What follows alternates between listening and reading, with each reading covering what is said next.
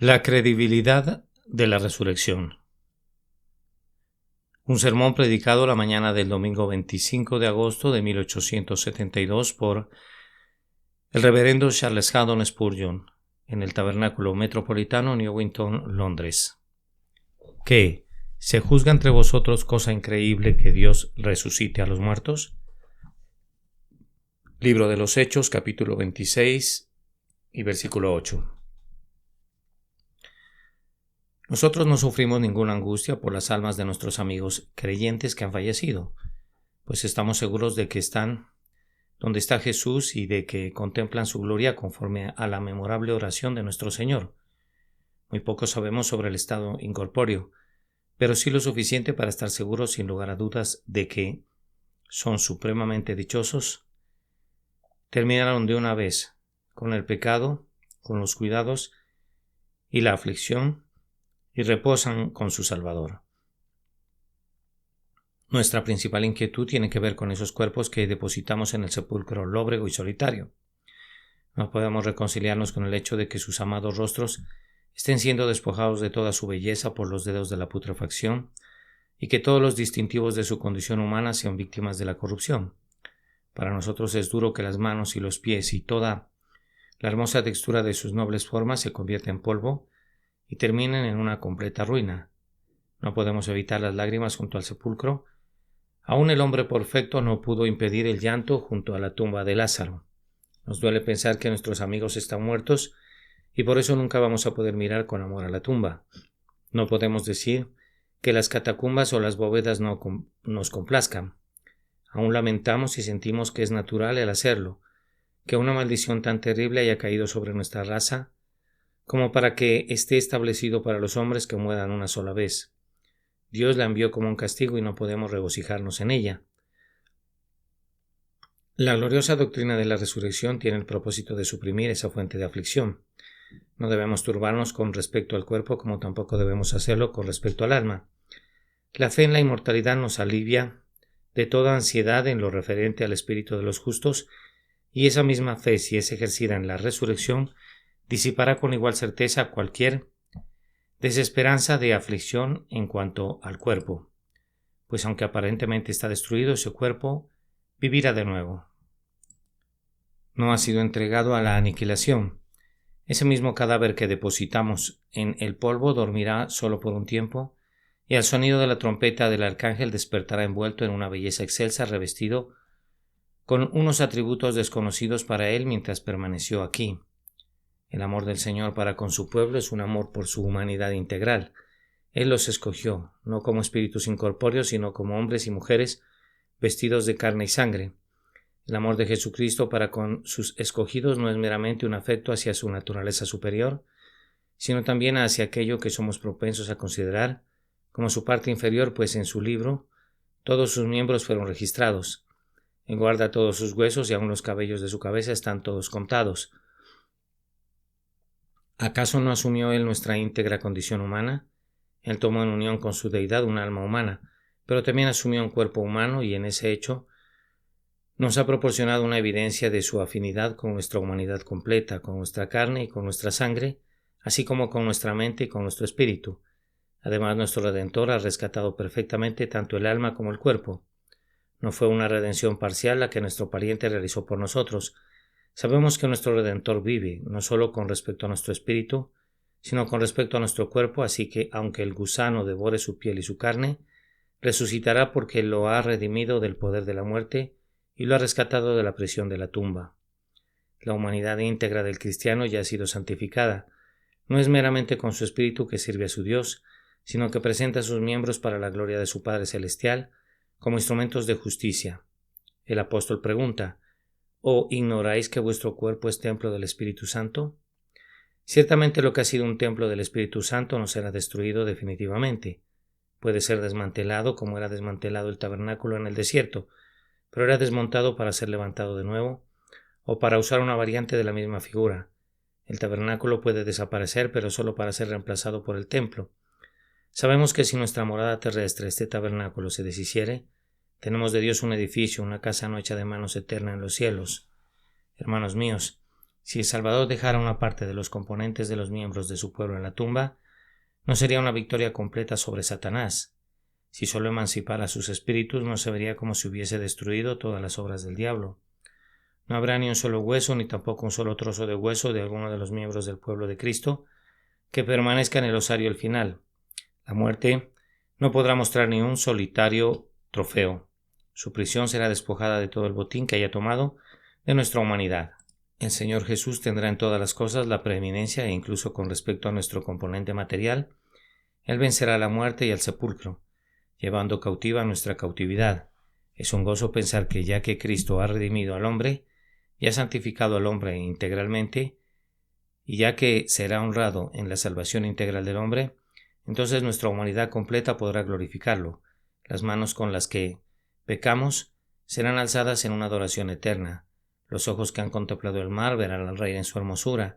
No solamente la mente que ama ahora al Señor estará perpetuamente enlazada a Él, y el espíritu que lo contempla se deleitará por siempre en Él y estará en comunión con Él, sino que su propio cuerpo, que ha sido un obstáculo y un estorbo para el espíritu, y que ha sido un rebelde en contra de la soberanía de Cristo, le rendirá homenaje con voz y manos y cerebro y oídos y ojos. Tenemos puesta la mira en el tiempo de la resurrección para el cumplimiento de nuestra adopción, es a saber, la redención del cuerpo. Ahora bien, siendo esta nuestra esperanza, aunque creemos y nos regocijamos en ella en alguna medida, con todo tenemos que confesar que algunas veces surgen preguntas y que el corazón malvado de la incredulidad exclama: ¿puede ser cierto? ¿Es posible? En tales momentos es sumamente necesaria la pregunta de nuestro texto: ¿qué? ¿Se juzga entre vosotros cosa increíble que Dios resucite a los muertos? Esta mañana, hermanos amados, voy a pedirles que miren primero a la dificultad directamente a la cara y luego en segundo lugar vamos a intentar suprimir la dificultad. Hay una sola manera de hacerlo y es algo muy simple. Y luego en tercer lugar diremos una o dos palabras acerca de nuestra relación con esta verdad. Primero entonces miremos esta dificultad a la cara. Ni por un instante vamos a desistir de hacer la más valiente y la más clara aseveración de nuestra fe en la resurrección, aunque dejaremos que afloren sus dificultades.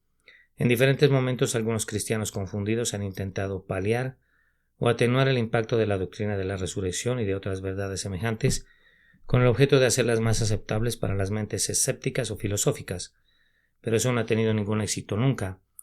Nadie ha quedado convencido jamás de una verdad si descubre que quienes profesan creerla adoptan un tono apologético al exponerla en razón de que están medio avergonzados de ella.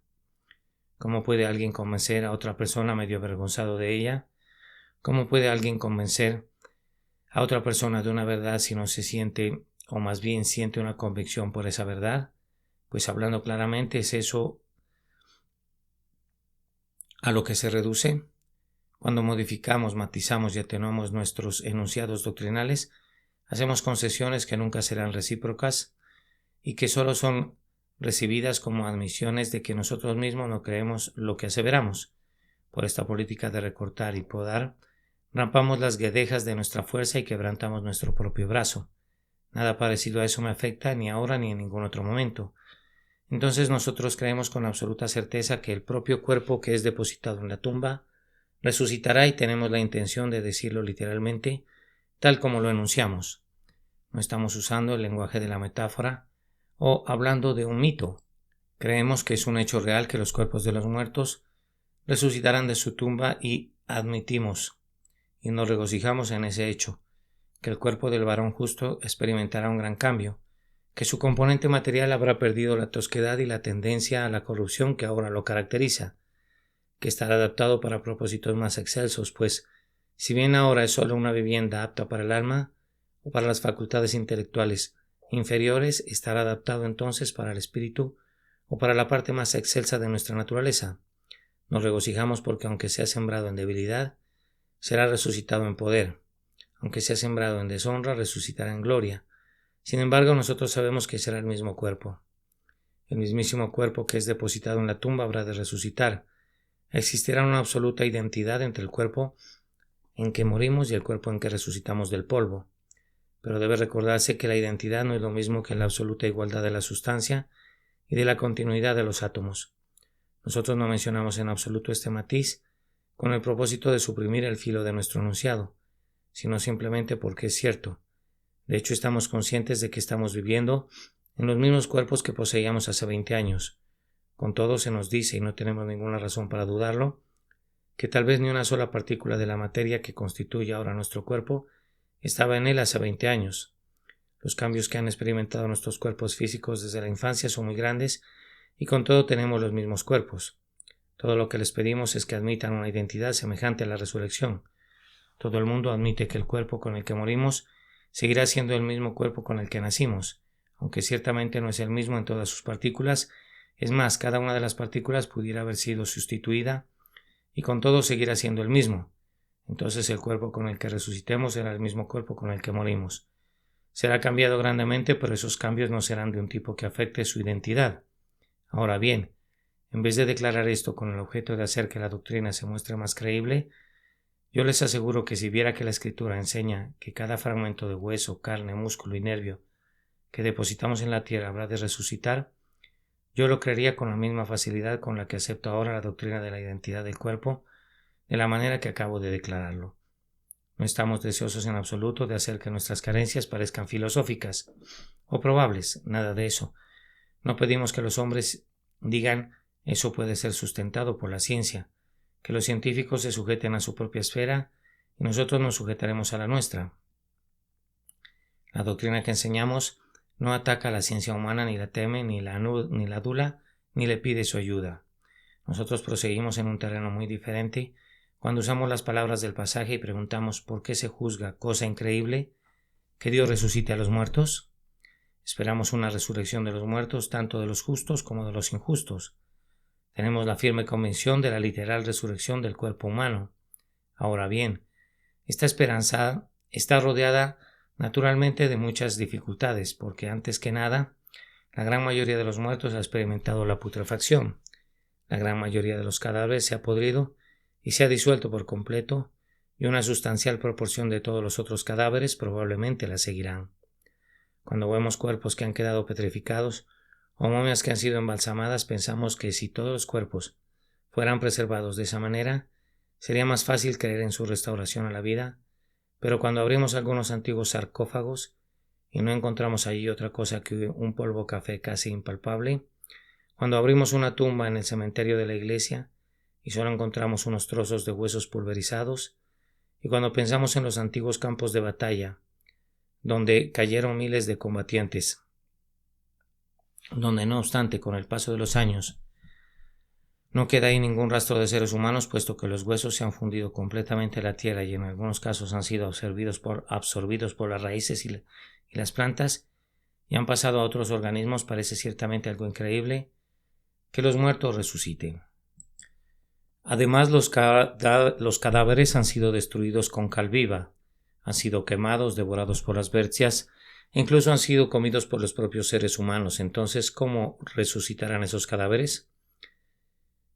Piensen en cuán ampliamente difundidos están los átomos que una vez constituyeron formas vivientes. ¿Quién sabe dónde pudieran estar ahora los átomos que una vez constituyeron a Ciro, a Aníbal, a Scipión o a César? Partículas que una vez estuvieron unidas a lo largo de la vida de un hombre pudieran estar ahora esparcidas ampliamente y estar tan distantes como los polos. Un átomo pudiera estar sobrevolando a través del Sahara y otro pudiera estar flotando en el Pacífico. Quién sabe, en medio de las revoluciones de los elementos de este globo, ¿dónde pudieran estar en este momento los componentes esenciales de algún cuerpo dado? ¿Dónde está el cuerpo de Pablo, de Festo, el que lo envió a Roma, o del emperador que lo condenó a muerte? ¿Quién podría adivinar siquiera una respuesta? No ha de sorprendernos entonces que parezca algo increíble que todos los hombres vayan a resucitar. La dificultad se incrementa cuando nos ponemos a reflexionar en el hecho de que la doctrina de la resurrección enseña que todos los hombres resucitarán. No solo un cierto segmento de la raza, no solo unos cuantos miles de personas, sino todos los hombres. Podría ser más fácil creer que un Elías resucite a un muerto ocasionalmente, o que Cristo llame de nuevo a la vida a un joven a las puertas de Naín, o que resucite a Lázaro, o que diga Talita Cume a una niña muerta. Pero es difícil que la razón acepte la doctrina de que todos resucitarán. Las miríadas de seres antediluvianos, las multitudes de Nínive y Babilonia, las huestes de Persia, los millones que fueron en pos de Jerjes, los ejércitos que marcharon con Alejandro, y todos los incontables millones de seres que sucumbieron bajo la espada de Roma. Piensen en las miriadas de individuos que han muerto entre países como China, que constituye un hervidero de hombres, e imagínense en esos números a lo largo de 6.000 años, acrecentando el suelo. Recuerden a los que han muerto en naufragios, por las plagas, por los terremotos, y lo peor de todo, por el derramamiento de sangre y por guerras, y recuerden que todas esas personas resucitarán sin ninguna excepción. Ni una sola mujer nacida dormirá para siempre, sino que todos los cuerpos que han tenido aliento de vida y que han recorrido esta tierra vivirán de nuevo. Oh, cuán monstruoso milagro. Dice alguien, guarda el aspecto de algo inaceptable. Bien, no vamos a disputar la declaración, sino que aportaremos todavía más razones al respecto. El asombro aumenta cuando recordamos los extraños lugares en que pudiera estar ahora muchos de esos cadáveres, pues los cuerpos de muchos han quedado en profundas minas de donde nunca podrán ser recuperados. Han sido arrastrados por el flujo y las crecidas de las mareas hacia cuevas profundas del antiguo océano. Otros permanecen en el lejano yermo desprovisto de senderos, donde solo el ojo del buitre puede verlos, o quedaron encerrados bajo montañas de rocas desprendidas. De hecho, ¿dónde no hay restos de cuerpos humanos? ¿Quién podría señalar algún punto de la tierra donde no esté el polvo disuelto de los hijos de Adán? ¿Sopla un solo viento veraniego en nuestras calles sin que arremoline partículas de lo que antes fue un ser humano? ¿Hay una sola ola que rompa en cualquier costa que no contenga en solución alguna reliquia de lo que una vez fue un ser humano? Yacen bajo cada árbol, enriquecen los campos, contaminan los arroyos, se esconden bajo el pasto de los prados, con todo desde cualquier parte, de todas partes los cuerpos esparcidos ciertamente retornarán, tal como Israel volvió de su cautividad, tan ciertamente como Dios es Dios, nuestros muertos vivirán, y se pondrán de pie y conformarán un ejército grande en extremo. Y además, para que el asombro sea extraordinario más allá de toda concepción, resucitarán de inmediato o tal vez en dos grandes divisiones. Hay un pasaje en Apocalipsis 20, 5, 6 que aparentemente nos enseña que entre la resurrección de los justos y la resurrección de los impíos habrá un intervalo de 1000 años. Muchos piensan que el pasaje se refiere a una resurrección espiritual, pero yo soy incapaz de pensar eso. Con toda seguridad las palabras tienen que tener un significado literal. Óiganlas y juzguen por ustedes mismos. Pero los otros muertos no volvieron a vivir hasta que se cumplieron 1000 años. Esta es la primera resurrección a vivir hasta que se hayan cumplido estos años. Bienaventurado y santo el que tiene parte en la primera resurrección. La segunda muerte no tiene potestad sobre estos, sino que serán sacerdotes de Dios y de Cristo y reinarán con él 1000 años. Con todo, concediendo que pudiera existir ese gran intervalo, cuán grande multitud será vista cuando los justos resuciten, una gran multitud la cual nadie puede contar. Una inconcebible compañía que solo Dios puede enumerar se levantará de lechos de polvo y de silente barro. El lazo de 1000 años será como nada a los ojos de Dios, y terminará pronto, y entonces resucitarán también los injustos. ¿Qué atestadas multitudes? ¿Dónde se ubicarán?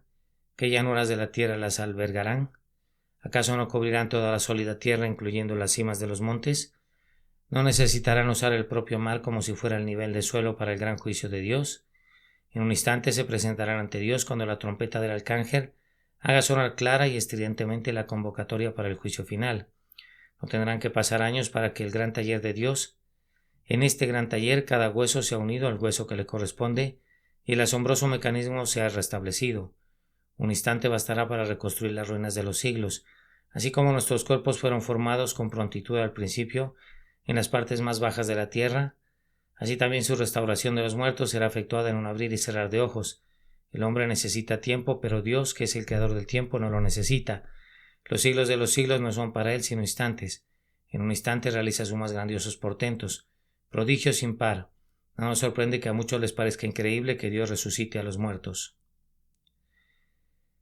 Y luego piense que esta resurrección no será una mera restauración. Piensen en esto, una mera restauración de lo que se encontraba allí, sino que la resurrección en el caso de los santos implicará un notable avance sobre cualquier cosa que observamos ahora.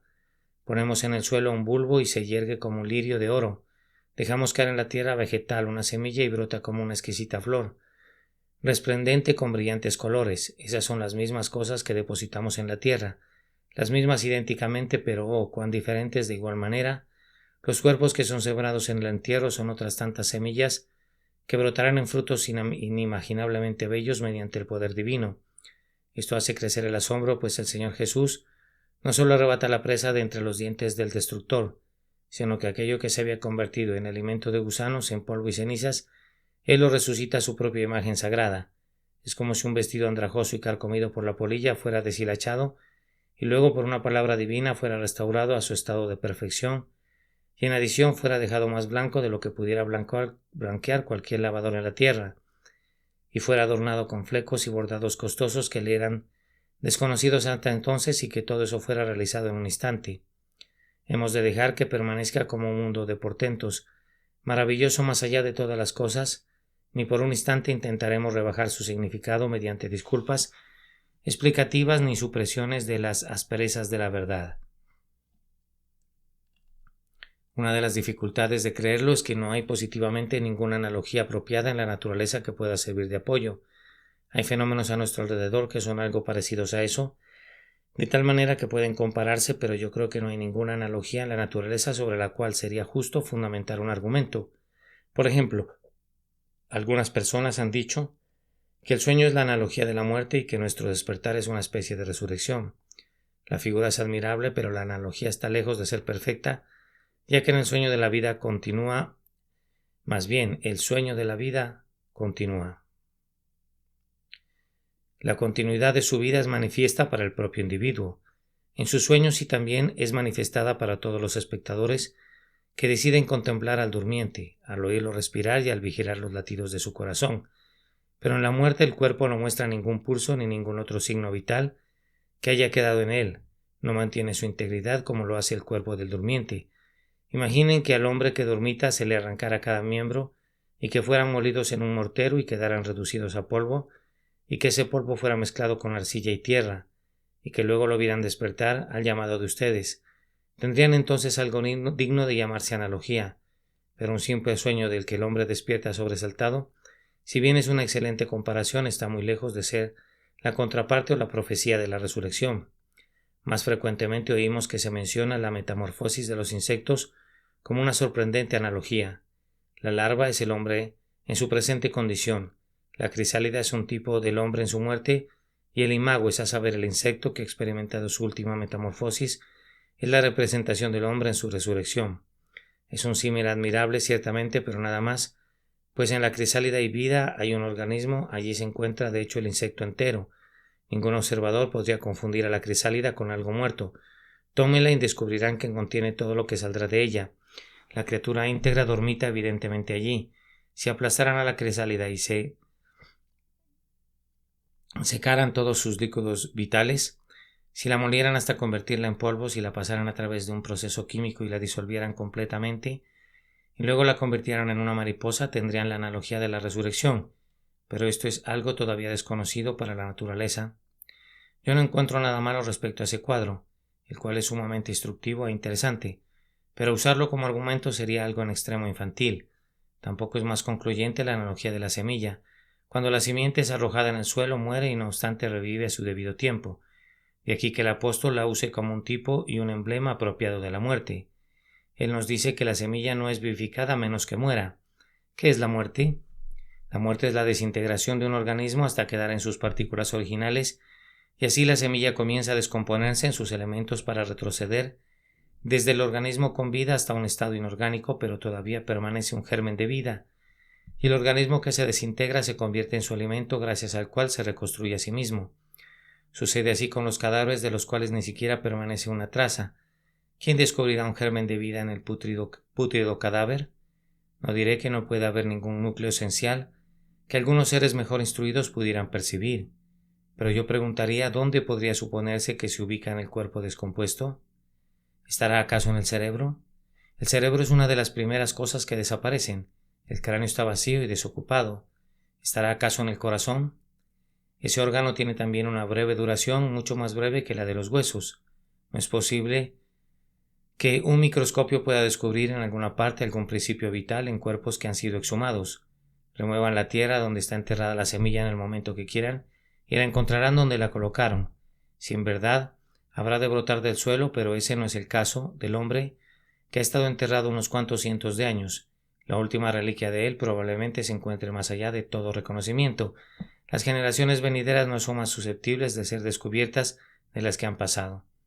Piensa en aquellos seres que fueron enterrados antes del diluvio, o que se ahogaron en aquel diluvio general. ¿Dónde, pregunto, tenemos el más pequeño rastro de ellos? Muelan su grano de trigo hasta convertirlo en harina fina y arrójenla a los vientos y contemplen los campos de trigo que provienen de ella, y entonces tendrían una perfecta analogía, pero no crean que hasta este momento la naturaleza contenga un caso paralelo. La resurrección es un caso único, y respecto a ella el Señor dijo con verdad: He aquí yo hago cosa nueva. Con la excepción de la resurrección de nuestro Señor y la que fue concedida a unas cuantas personas por un milagro, no tenemos nada en la historia que pueda relacionarse con este punto.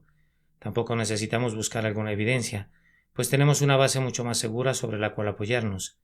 Aquí entonces está la dificultad, y es una dificultad notable. ¿Pueden vivir estos huesos secos?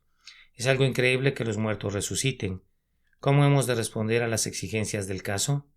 Dijimos que en segundo lugar íbamos a suprimir la dificultad. No alardeamos en el vacío, pues el asunto es simple.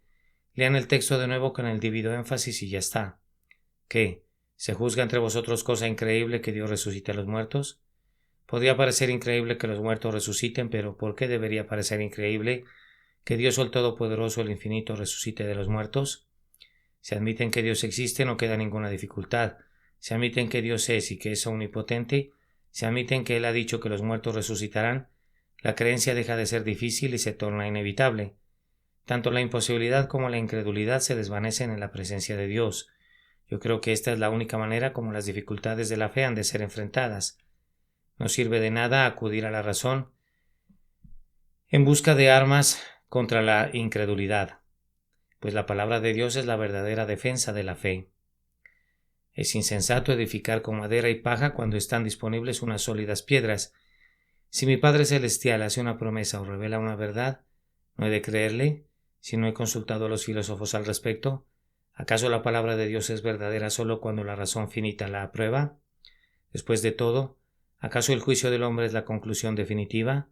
¿Y la palabra de Dios ha de ser aceptada únicamente cuando podemos ver por nosotros mismos y por tanto cuando no tenemos ninguna necesidad de una revelación? Desechamos ese espíritu, sea Dios veraz y todo hombre mentiroso. No titubeamos cuando los sabios se burlan de nosotros, sino que nos basamos completamente en así dice el Señor. Una palabra de Dios pesa más para nosotros que toda una biblioteca de tradiciones humanas. Para el cristiano, que el propio Dios lo haya dicho desplaza cualquier otra razón. Nuestra lógica es Dios lo ha dicho y esa es también nuestra retórica. Si Dios declara que los muertos resucitarán, eso no es algo increíble para nosotros. La palabra dificultad no se encuentra en el diccionario de la deidad. ¿Hay para Dios alguna cosa difícil? Amontonen dificultades si quieren, hagan la doctrina más y más difícil de comprender para la razón, pero en tanto que no contenga contradicción o inconsistencia evidentes, nosotros nos regocijamos por tener la oportunidad de creer grandes cosas respecto al grandioso Dios. Cuando Pablo pronunció nuestro texto, le estaba hablando a un judío, pues estaba dirigiendo a Agripa, alguien a quien le pudo decir: ¿Crees, oh rey Agripa, a los profetas? Yo sé que crees. Por tanto, utilizó un buen razonamiento con Agripa cuando le preguntó: ¿se juzga entre vosotros cosa increíble que Dios resucite a los muertos? Pues primero, siendo judío, Agripa contaba con el testimonio de Job. Yo sé que mi Redentor vive, y al fin se levantará sobre el polvo, y después de deshecha está mi piel, en mi carne he de ver a Dios, al cual veré por mí mismo y mis ojos lo verán, y no otro, aunque mi corazón desfallece dentro de mí. Tenía también el testimonio de David, quien dice en el Salmo 16: mi carne también reposará confiadamente. Contaba con el testimonio de Isaías, registrado en el capítulo 26, en el versículo 19: tus muertos vivirán, sus cadáveres resucitarán. Despertad y cantad, moradores del polvo, porque tu rocío es cual rocío de hortalizas, y la tierra dará sus muertos. Tenía el testimonio de Daniel en su capítulo 12 y versículo 2 y 3, donde el profeta dice: y muchos de los que duermen en el polvo de la tierra serán despertados, unos para vida eterna y otros para vergüenza y confusión perpetua. Los entendidos resplandecerán como el resplandor del firmamento, y los que enseñan la justicia a la multitud como las estrellas a perpetua eternidad. Y luego también en Oseas 13:14 Agripa tenía otro testimonio, donde el Señor declara: de la mano del Seol los redimiré, los libraré de la muerte. Oh muerte, yo seré tu muerte y seré tu destrucción. Oh Seol, la compasión será escondida de mi vista. Entonces en las Escrituras del Antiguo Testamento Dios había prometido claramente la resurrección, y eso debería bastarle a Agripa. Si el Señor lo ha dicho, ya no existe la menor duda. Como cristianos nosotros hemos recibido una evidencia todavía más plena. Recuerden cómo habló nuestro Señor con respecto a la resurrección. Sin contener el aliento, declaró su intención de resucitar a los muertos. Notable es ese pasaje que se encuentra en Juan 5:28. No os maravilléis de esto, porque vendrá hora cuando todos los que están en los sepulcros oirán su voz, y los que hicieron lo bueno saldrán a resurrección de vida, mas los que hicieron lo malo a resurrección de condenación. Y también en el capítulo 6:40, y esta es la voluntad del que me ha enviado, que todo aquel que vea al Hijo y cree en él tenga vida eterna, y yo le resucitaré en el día postrero. El Espíritu Santo ha declarado la misma verdad por medio de los apóstoles. En el precioso y sumamente bendito capítulo 8 de Romanos tenemos un testimonio en el versículo 11. Y si el Espíritu de aquel que levantó de los muertos a Jesús mora en vosotros, el que levantó de los muertos a Cristo Jesús vivificará también vuestros cuerpos mortales por su Espíritu que mora en vosotros.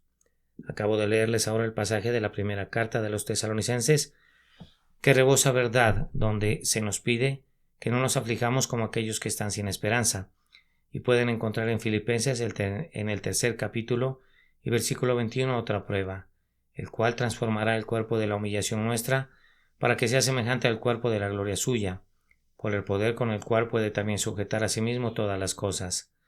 No necesito recordarles aquel grandioso capítulo de sólidos argumentos, el capítulo 15 de Corintios.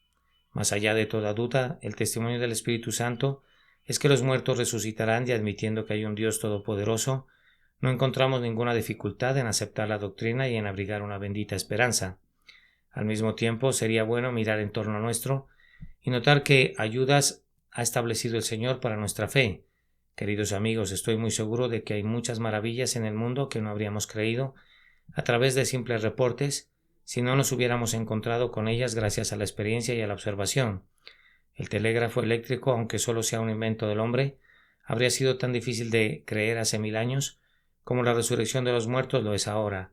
En los días del transporte en diligencias, ¿quién habría creído en despachar por el telégrafo un mensaje de Inglaterra a América? En algunos países tropicales, cuando nuestros misioneros les han hablado a los nativos acerca de la formación del hielo y que las personas podían caminar sobre agua congelada, y de barcos que se han visto rodeados por montañas de hielo en alta mar, habiéndose vuelto el agua sólida y dura como una roca en torno de ellos, los nativos han rehusado creer esos absurdos reportes. Todo es maravilloso hasta que nos acostumbramos a ello, y la resurrección debe una increíble porción de su condición maravillosa al hecho de que nunca nos hemos encontrado con ella en nuestra observación. Eso es todo. Después de la resurrección la vamos a considerar como una divina manifestación de poder tan familiar para nosotros como lo son ahora la creación y la providencia. No tengo ninguna duda de que adoremos y bendeciremos a Dios y de que nos maravillaremos por la resurrección por siempre, pero será en el mismo sentido en el que toda mente devota se maravilla ahora ante la creación. Nos acostumbraremos a esta nueva obra de Dios cuando hayamos entrado en nuestra vida eterna. Nosotros solo nacimos ayer y hasta ahora hemos visto muy poco las obras de Dios. Las obras de Dios requieren de mucha mayor observación de la que nos permiten nuestros escasos años terrenales, y cuando hayamos entrado en la eternidad y hayamos superado nuestra minoría de edad y hayamos cumplido la mayoría de edad, eso que ahora nos asombra se habrá vuelto un familiar tema de alabanza. ¿Va a ser la resurrección un portento mayor que la creación? ¿Ustedes creen que Dios creó el mundo de la nada por medio de su palabra? Él dijo sea y el mundo fue. Crear de la nada es tan portentoso como dar la orden de que las partículas esparcidas se reúnan y reciban de nuevo la forma que tenían antes. Ambas obras requieren de la omnipotencia, pero si hubiera que elegir entre ellas, la resurrección es la obra más fácil de las dos. Si no sucediera tan a menudo, el nacimiento de cada niño en el mundo nos dejaría atónitos. Consideraríamos que un nacimiento es, como en verdad lo es, una manifestación sumamente trascendente del poder divino, y solo debido a que lo conocemos y que lo vemos tan comúnmente que no contemplamos la prodigiosa mano de Dios en los nacimientos de los seres humanos y en la continuación de nuestra existencia. Digo que la resurrección nos deja estupefactos solo porque no nos hemos familiarizado todavía con ella. Hay otras obras de Dios que son igualmente prodigiosas. Recuerden también que hay algo que, aunque no lo han visto todavía, lo han recibido sobre la base de la evidencia creíble, que es una parte de la verdad histórica. Es a saber que Jesucristo resucitó de los muertos. Él es la causa de la resurrección de ustedes, su tipo, su prueba anticipada y su garantía. Tan ciertamente como Él resucitó, ustedes resucitarán. Al resucitar, Él demostró que la resurrección es posible, es más, demostró que es cierta porque Él es el hombre representativo, y al resucitar resucitó por todos los que están representados en Él. Así como en Adán todos mueren, también en Cristo todos serán vivificados. La resurrección de nuestro Señor del sepulcro debería barrer por siempre cualquier duda en cuanto a la resurrección de su pueblo, porque si los muertos no resucitan, tampoco Cristo resucitó, pero porque Él vive, nosotros también viviremos. Recuerden también, hermanos y hermanas míos, que ustedes que son cristianos ya han experimentado en su interior una obra tan grande como la resurrección, pues han resucitado de los muertos en cuanto a su naturaleza más íntima. Ustedes estaban muertos en delitos y pecados y han sido vivificados a una vida nueva. Por supuesto que los inconversos aquí presentes no verán nada en esto. El hombre no regenerado me preguntará incluso qué significa eso, y para él no puede constituir ningún argumento, pues es un asunto de una experiencia personal que una persona no puede explicar a su prójimo. Para conocerla ustedes mismos tienen que nacer de nuevo. Pero creyentes, ustedes ya han experimentado una resurrección de la tumba del pecado y de la podredumbre y de la corrupción de las malas pasiones y de los deseos impuros. Y Dios ha obrado esta resurrección en ustedes mediante un poder igual al que Él obró en Cristo cuando lo resucitó de los muertos y lo colocó a su propia diestra en los lugares celestiales. Para ustedes la vivificación de su naturaleza es una prueba segura de que el Señor vivificará también sus cuerpos mortales. Todo el asunto consiste en esto, que nuestra persuasión de la certeza de la resurrección general descansa en la fe en Dios y en su palabra. Es a la vez ocioso e innecesario mirar a otra parte. Si los hombres no quieren creer en la declaración de Dios, han de ser dejados para que le rindan cuentas a Él por su incredulidad. Querido oyente, si tú eres uno de los elegidos de Dios, tú le creerás a tu Dios, pues Dios les da la fe a todos sus escogidos. Si tú rechazas el testimonio divino, tú das evidencia de que estás en hiel de amargura y perecerás en ella a menos que la gracia lo impida. El Evangelio y la doctrina de la resurrección fueron revelados a los hombres en toda su gloria para poner una división entre lo precioso y lo vil. El que es de Dios, dice el apóstol, las palabras de Dios oye. La verdadera fe es la señal visible de la elección secreta. El que cree en Cristo da evidencia de la gracia de Dios para con él. Pero el que no cree da una muestra segura de que no ha recibido la gracia de Dios. Pero vosotros no creéis, dijo Cristo, porque no sois de mis ovejas. Como os he dicho, mis ovejas oyen mi voz y yo las conozco y me siguen. Por tanto, esta verdad y otras verdades cristianas han de ser sostenidas, guardadas y predicadas plenamente a la humanidad entera, para poner una división entre ellos, para separar a los israelitas de los egipcios, a la simiente de la mujer de la simiente de la serpiente. Aquellos a quienes Dios ha elegido son conocidos por su fe en lo que Dios ha dicho, mientras que aquellos que permanecen en la incredulidad perecen en su pecado, siendo condenados por la verdad que ellos rechazan deliberadamente. Es suficiente en cuanto a estos puntos. Ahora consideremos por último nuestra relación con esta verdad. Nuestra primera relación con esta verdad es la siguiente. Hijos de Dios, consuélense unos a otros con estas palabras. Ustedes han perdido a unos seres queridos, enmienden la declaración. Ellos han entrado en una tierra mejor y el cuerpo que queda atrás no está perdido, sino que está puesto a un bendito interés. Deben afligirse, pero no se aflijan como quienes están sin esperanza. Yo no sé por qué siempre cantamos elegías en los funerales de los santos y nos vestimos de negro. Si pudiera hacer lo que yo quisiera, desearía ser llevado a mi tumba por caballos blancos, o ser llevado a hombros de hombres que expresaran gozo así como tristeza en sus atuendos.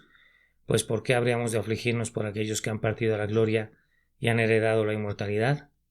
A mí me gusta el viejo plan puritano de llevar el ataúd a hombros de los santos y de cantar un salmo mientras caminaban al sepulcro. ¿Por qué no?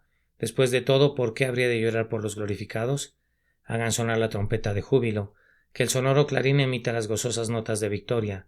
El conquistador ha ganado la batalla, el rey ha ascendido a su trono, regocíjense, dicen nuestros hermanos, en lo alto, regocíjense con nosotros, pues hemos entrado en nuestro reposo. Bienaventurados de aquí en adelante los muertos que mueran en el Señor. Sí, dice el Espíritu, descansarán de sus trabajos, porque sus obras con ellos siguen. Si tenemos que conservar las señales de aflicción, pues eso es natural que no se turben sus corazones, pues eso no sería espiritual. Bendigamos a Dios por siempre porque cantamos sus promesas vivientes para los muertos piadosos.